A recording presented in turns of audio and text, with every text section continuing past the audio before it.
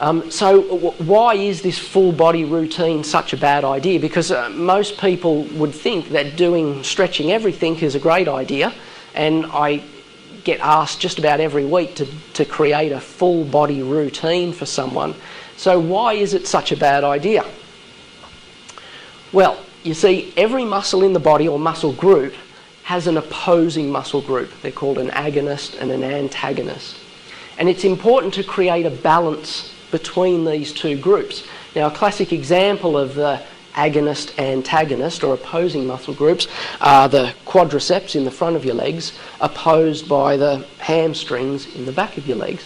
And these two muscle groups create a balance between each other. And when they are in balance, everything's fine. Another example is the biceps and the triceps. So these are opposing muscle groups. Another one is the groin inside of your legs and then the outside of your legs.